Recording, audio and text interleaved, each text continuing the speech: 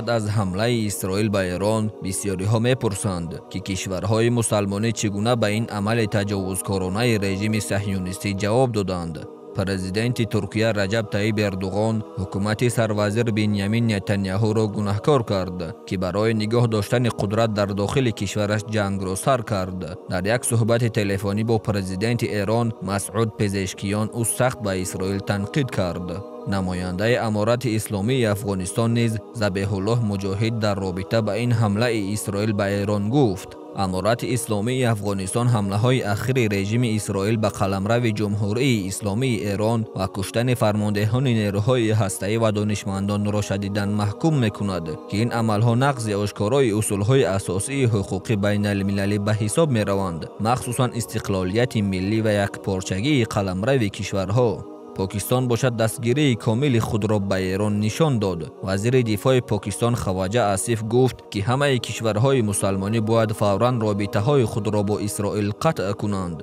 او هشدار داد که اگر کشورهای مسلمانی حالا یکجا نشوند، هر یک آنها میتواند به همین بلا گرفتار شوند. اندونزیا و عربستان سعودی حمله اسرائیل به ایران را سخت محکوم کردند. عربستان سعودی گفت که این حمله استقلال و امنیت ایران را زیر خطر می‌گذارد و این چنین ضد قانون‌های بین المللی است. در اظهارات وزارت کارهای خارجه عربستان سعودی گفته شد که این کار اسرائیل نادرست و خطرناک است. خبر رسید که وزیران کارهای خارجه 21 کشور عربی و مسلمانی نیز حمله اسرائیل به ایران را محکوم کردند. در همین وقت کشورهای هفتگانه بزرگ گفتند که از امنیت اسرائیل پشتیبانی میکنند. مثل حالتهای پیشتر این گفتهشان خلاف عدالت بود، چون که حملگر خود اسرائیل بود که با بهانه یک خطر تخمینی به ایران حمله کرد. امیدواریم که ایران این پشتیبانی کشورهای مسلمانی را قدر میکند و دیگر سیاست‌های ضد اسلامی و تجاوزکارانه را که سالها در منطقه پیش میبرد قطع میکند و کوشش نمیکند که با دستگیری کشورهای غربی نفوذ خود را در خاور میانه و دیگر جایها پهن کند.